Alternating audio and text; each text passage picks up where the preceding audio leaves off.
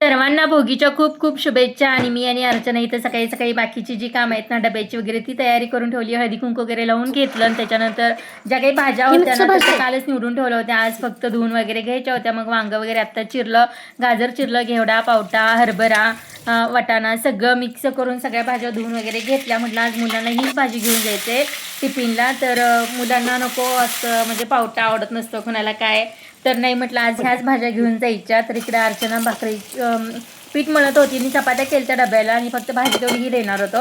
मला त्यासाठी कांदा टमॅटो वगैरे चिरून घेतलेला, भरपूर लसूण असं चिरून घेतलेला आणि हिरवं वाटण आहे ना तर ते घालून हळद वगैरे घालून हे सगळ्या भाज्या आहेत ना तर चांगल्या परतून घेतलेल्या 1-5 मिनिटासाठी. तर आज जी आपण भाजी करतो ना अशी परत तुम्ही कधीही करा, अजिबात तशी टेस्ट येत नाही. आणि आजच्या भाजीला टेस्ट खूप छान होती. मुलांना म्हटलं तुम्ही आज टेस्ट तर करून बघा ही भाजी, म्हणून मग गडबडीमध्ये सकाळी सकाळी तीच भाजी करायचं चाललेलं आहे. आणि ती स्वरा शूट घेत होती.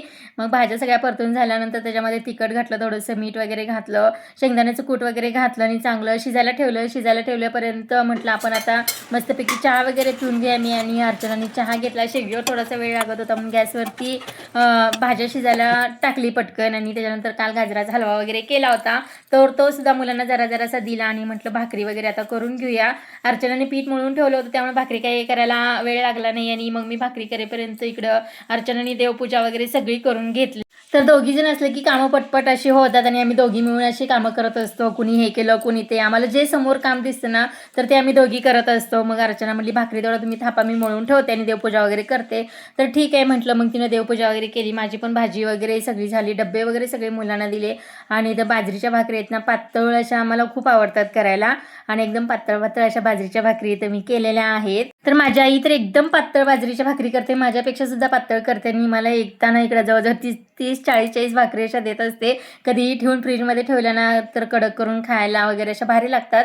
तर गावाकडून 30 जास्त भाकरी देत असते. तर ज्वारीच्या भाकरी वगैरे करणं दररोज होतं पण बाजरीच्या अशा जास्त करणं होत नाही. त्यामुळं मग कधीतरी अशा करायला भारी वाटतात आणि पातळ करून खायला मस्त लागते. तर इथं माझी भाजी तयार झालेली आहे, भात झालेला आहे, गाजराचा हलवा, गूळ, गाजर, कांदा आणि थोडंसं हळदी कुंकू लावलेलं आहे, थोडंसं तीळ वगैरे घातलेलं आहे. आणि डबे वगैरे द्यायच्या अगोदर म्हटलं फक्त 2 भाकरी झाले तोपर्यंत नैवेद्य वगैरे दाखवून घेऊया आणि त्याच्यानंतर मग डब्याला किंवा मग सगळ्यांना खायला वगैरे देता येतं. तर तोपर्यंत स्वराला सोडून मिस्टर वगैरे आले, त्यांचा सुद्धा आशीर्वाद घेतला, मम्मींचा आशीर्वाद घेतला आम्ही दोघींनी. परत एकदा हळदी कुंकू वगैरे लावला आणि एकमेकींचा आशीर्वाद घेतला.